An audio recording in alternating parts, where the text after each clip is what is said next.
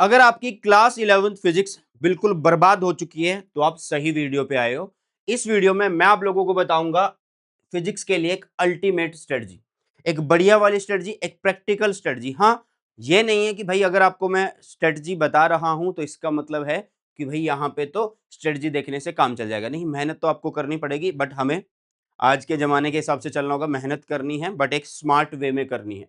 तो कैसे आप लोगों को पढ़ना है, कैसे अपनी जो फिजिक्स है उसको बर्बाद होने से बचाना है, उसके ऊपर ये वीडियो रहने वाली है। और अपने फाइनल एग्जाम 2026 के लिए जो आपके स्कूल में एग्जाम होते हैं, भाई उनमें आप 101% बहुत अच्छा स्कोर कर जाओगे। जो यहाँ पे बातें मैं बताने वाला हूँ, अगर आपने उसको अप्लाई कर दिया तो आगे की तरफ बढ़ते हैं बेटा जी। और सबसे पहले मैं आप लोगों को एक चीज बता दूं कि अगर आपको क्लास 11th फिजिक्स फोड़नी है, आपको कुछ नहीं आता, आप बिल्कुल जीरो पे हो, तो आपको थोड़ा सा फिर वही है ना कि जीरो से ही स्टार्ट करना पड़ेगा। कहीं ना कहीं ये तो नहीं है कि आप सीधा ही छलांग लगा दोगे किसी लेवल पे, नहीं ना। तो आपको बिल्कुल जीरो से ही स्टार्ट करना होगा। और आपको स्टार्ट करना कहाँ से है? आपको स्टार्ट करना है यार बेसिक मैथ से। कहाँ से स्टार्ट करना है बेटा जी? आपको बेसिक मैथ से स्टार्ट करना है। ये पेन क्यों नहीं चल रहा है भाई? अब चल गया। तो बेसिक मैथ से आप लोगों को स्टार्ट करना है। बेसिक मैथ्स में क्या पढ़ना है? बिल्कुल डिटेल में पढ़ना है क्या सर? नहीं, देखो, आपको यूट्यूब पे वीडियो मिलेंगी 10 घंटे 12 घंटे में आपको बेसिक मैथ्स दिखाया होगा, करवाया होगा। नहीं भाई, हमें फाइनल एग्जाम फोड़ना है अपना स्कूल का, है ना। ठीक है, तो अभी आपको क्या करना है? अपनी फिजिक्स बचानी है, अपनी लाज बचानी है फिजिक्स के अंदर। तो बेसिक मैथ्स वो करना जो 2-2.5 घंटे में तुम्हें बता दे सब कुछ, जितना तुम्हारा 11th में या फिजिक्स में यूज हो रहा है, 11th वाली में भी और 12th वाली में भी। ठीक है, तो आपको करना क्या है यार? 2 से ढाई घंटे का बेसिक मैथ्स का वीडियो देखना। सर आपका अवेलेबल है क्या यूट्यूब के ऊपर? हाँ भाई, 2 से ढाई घंटे का वीडियो आप लोगों को यूट्यूब पे मिल जाएगा। सर्च करना है basic maths by Sunil Jangra sir, मिल जाएगा। ठीक है, वहां पे आप लोगों को क्या करवाया गया? ट्रिग्नोमेट्री। वहां पे आप लोगों को डिफरेंशिएशन, इंटीग्रेशन, स्लोप कैसे फाइंड आउट करते हैं और ग्राफ्स कैसे बनाते हैं, ठीक है, वो सारी चीजें वहां पे बताई गई हैं। तो आपको एक आइडिया हो गया, आपको सारा पता लग गया कि बेसिक मैथ्स ये है। ये बेसिक मैथ्स क्यों मैं बोल रहा हूँ? क्योंकि यार काफी चीजें आएंगी, जैसे आपका काइनेमेटिक्स है, लॉज ऑफ मोशन है, तो उनमें बहुत सारी चीजें आती जाएंगी, है ना। ग्राफ्स आएंगे, ठीक है, और वेक्टर्स चलेंगे बार बार। बाद में इंटीग्रेशन, डिफरेंशिएशन, ये आपका वर्क फंक्शन, इसमें वर्क एनर्जी पावर में चलता रहता है। तो इसलिए बेसिक से स्टार्ट करना है। हमें कहाँ से स्टार्ट करना है? बिल्कुल बेसिक से स्टार्ट करना है बेटा जी। ठीक है, चलिए, तो ये हो जाएगा। उसके बाद आपको और चीजों पे क्या फोकस करना भाई? जो भी चैप्टर पढ़ोगे, कैसे भी पढ़ोगे, तो आपको फॉर्मूला शीट जरूर बना लेनी है। अगर आप चाहते हो कि सर आप बना के दे दो तो मैं भी बना के दे दूंगा, बट कमेंट करके जाना, तभी बनेगी। ये नहीं है कि एक कमेंट आया और मैं बना दूंगा, नहीं भाई। शेयर करो मैक्सिमम जितना हो सके अपने सभी फ्रेंड्स के साथ, और ज़्यादा से ज़्यादा कमेंट्स अगर आएंगे फॉर्मूला शीट के लिए तो मैं ज़रूर से बना दूंगा तुम्हारे लिए। ठीक है, इसके अलावा हमें सबसे ज़्यादा फोकस करना है यार डेरिवेशंस के ऊपर। क्यों करना है डेरिवेशन के ऊपर फोकस? क्योंकि जो फाइनल एग्जाम होता है ना यार, उसमें स्कूल में क्या होता है कि मैं बताता हूँ सच्चाई क्या है, कि कॉन्सेप्चुअल क्वेश्चन कम पूछे जाते हैं। डेरिवेशन वाले जो क्वेश्चन होते हैं वो बहुत ज़्यादा पूछे जाते हैं। जो डेरिवेशन वाले क्वेश्चन होते हैं बेटा जी, वो बहुत ही ज्यादा पूछे जाते हैं। ठीक है, बहुत ज्यादा। ओके, तो इसलिए आपको डेरिवेशंस के ऊपर सबसे ज्यादा फोकस करना है। और इसके अलावा अगर आप क्वेश्चन करना चाहते हैं, मतलब कोई बच्चा पूछेगा कि सर मैंने पढ़ तो लिया है बट क्वेश्चन कौन से करूं, तो एनसीईआरटी के क्वेश्चन सोल्ड भी और एक्सरसाइज के भी। एक्सरसाइज के इंपॉर्टेंट कौन से हैं वो ऑलरेडी मैंने वीडियो बना रखी है, लिंक मैं डिस्क्रिप्शन में डलवा दूंगा, वहां से एक बार से चेकआउट जरूर से कर लेना। ये तो है कि भाई आपको अगर फिजिक्स पढ़नी है 11th वाली, तो उसमें क्या-क्या चीजें, क्या-क्या बातों का ध्यान रखना है, स्टार्टिंग कहाँ से करनी है, वो भी मैंने आप लोगों को बता दी है। अब करना कैसे है और जो मटेरियल है वो हमें कैसे मिलेगा? तो भाई आपको टेलीग्राम चैनल ज्वाइन कर लेना है हमारा, लिंक डिस्क्रिप्शन बॉक्स में।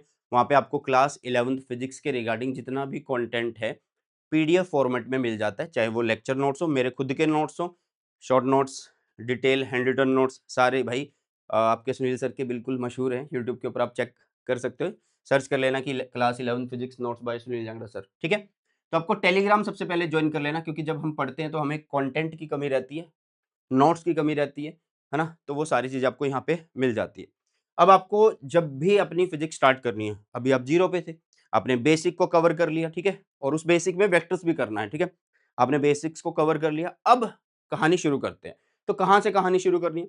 कोई भी चैप्टर जब आप पढ़ रहे हो तो आपको उसके भाई 80-20 रूल के ऊपर सबसे ज्यादा फोकस करना है।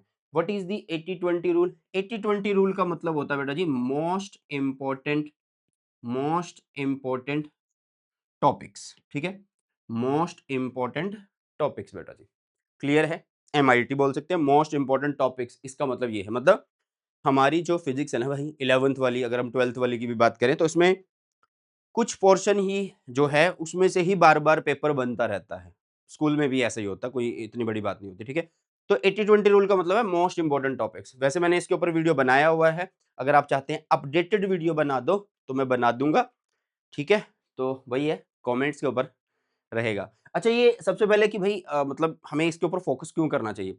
मान लीजिए आप कोई चैप्टर पढ़ रहे हैं, ओके, आपने कोई चैप्टर पढ़ा, आपको लग रहा है कि यार ये 2 टॉपिक मुझे नहीं आ रहे हैं। और वो 2 टॉपिक आप छोड़ दो और वो 2 टॉपिक 80-20 रूल में है, मतलब वही सबसे ज़्यादा इम्पोर्टेंट है। तो इसका मतलब क्या है कि छोड़ने से पहले पता होगा ना कि भाई ये तू इम्पोर्टेंट चीज़ें छोड़ रहा है। अगर तू इम्पोर्टेंट चीज़ें छोड़ देगा फिर चलेगा कैसे काम, है ना? तो इसलिए जब भी आप कोई भी चैप्टर पढ़ो तो उसके 80-20 रूल के बारे में ज़रूर जान लो। अब ये मैं बिल्कुल नहीं कह रहा कि सिर्फ़ आप इम्पोर्टेंट टॉपिक्स ही करके जाना। हाँ, अगर आप इम्पोर्टेंट टॉपिक्स भी करके जाते हो तब भी आप अच्छे नंबर से पास हो जाओगे। लेकिन अगर आपको फोड़ना है फिजिक्स के अंदर तो इंपॉर्टेंट टॉपिक्स भी और जो एक्स्ट्रा होते हैं जिनको मतलब कभी कभार पूछा जाता है टॉपिक्स वो भी करके जाना। अब करना कैसे है भाई? करना है वन शॉट से। करना कैसे है? वन शॉट से आप लोगों को करना है, ठीक है? कैसे करना है बेटा जी? ये आपको वन शॉट से करना है। वन शॉट से क्या होता है? अभी के लिए आपके पास चारा क्या है भाई? ये थोड़ा है कि आप एक-एक चैप्टर का डिटेल लेक्चर देखोगे, एक चैप्टर को 12, 13, 20 घंटे में पूरा कर रहे हो एक चैप्टर को, ऐसा नहीं है ना भाई। अभी टाइम कम है, ठीक है? तो अभी हमें क्या करना है? वन शॉट्स के ऊपर फोकस करना है, जो 2 घंटे, ढाई घंटे में हमारा चैप्टर भी करवा दे और उसमें अच्छे-अच्छे क्वेश्चन भी करवा रहा हो, है ना? मतलब या सिर्फ थ्योरी करवा दे 2 ढाई घंटे में। तो भई आपको वन शॉट से शुरुआत करनी है। अब वन शॉट को करना कैसे है? मान लीजिए 2 घंटे का वन शॉट है या 3 घंटे का वन शॉट है, तो उसका आप टाइम डिवीज़न कर लो, ठीक है? उसकी क्या कर लो बेटा जी आप? टाइम डिवीज़न कर लो। आपको फिर ये हिसाब आ जाएगा कि भई अब मैं क्या करूँगा, 1 हफ्ते में इतने चैप्टर निपटा सकता हूँ। आपको पता होगा ना कि भई मुझे सेल्फ स्टडी करनी है 2 घंटे और वन शॉट है 2 घंटे का। अगर मैं 2 घंटे आज ही लगा दूँगा तो थ्योरी तो आज हो जाएगी। कल मैं इसके क्वेश्चन कर लूँगा, परसों मैं नेक्स्ट चैप्टर कर लूँगा, तो आपके पास एक आइडिया होगा। तो आप क्या कर सकते हो, इस तरीके से अपना जो सिलेबस है, वो जल्दी भी कवर कर सकते हो। ठीक है बेटा, समझ में आ रही है बात? इस तरीके से आप सारा अपना सिलेबस भी कवर कर सकते हो जल्दी। बहुत सारे बच्चे बोलेंगे कि मैं थ्योरी पढ़ लेता हूँ, मैं डेरिवेशन पढ़ लेता हूँ, बट मुझे याद नहीं रहती। तो फिर इसकी कमी है रिटन प्रैक्टिस की। तो आपको सबसे ज़्यादा रिटन प्रैक्टिस करनी होगी अपने सिलेबस की। और अभी आप लास्ट में पढ़ रहे हो, आपको इतना कुछ आता नहीं है, तो अगर आप सीधा बस पढ़ोगे, पढ़ोगे, पढ़ोगे, तो वो दिमाग में बैठेगी नहीं, वो ऊपर से निकल जाएगी। तो इसलिए आपको करना क्या है? रिटन प्रैक्टिस ज़रूर से करनी है बेटा जी, ठीक है? क्योंकि लिखने से बहुत सारी चीज़ें जल्दी याद हो जाती हैं, मतलब बहुत सारी क्या, सारी चीज़ें जल्दी याद हो जाती हैं। और कंसिस्टेंसी ये आपको मेंटेन करके रखनी है। ये नहीं है कि आज ये वीडियो देखी सर की और लगा कि चलो यार आज पढ़ लेते हैं, 2 दिन पढ़े और फिर तीसरे दिन वही हाल, फिर तो 11th बर्बाद है यार, है ना? तो आपको लगातार पढ़ना है, चाहे आप थोड़ा पढ़ो बट डेली ज़रूर पढ़ो, ज़्यादा सही रहेगा। तो ये एक स्ट्रेटजी है, एक प्लान है छोटा-सा मेरी तरफ से। और आप लोगों को कैसी वीडियो चाहिए, क्या हेल्प चाहिए इस चैनल के ऊपर क्लास 11 फिजिक्स के रिगार्डिंग या बाकी सब्जेक्ट्स के रिगार्डिंग, तो आप कमेंट सेक्शन में बता के जाइएगा। तो मिलते हैं नई क्लास में। सो बाय, टेक केयर, जय हिंद, वंदे मातरम।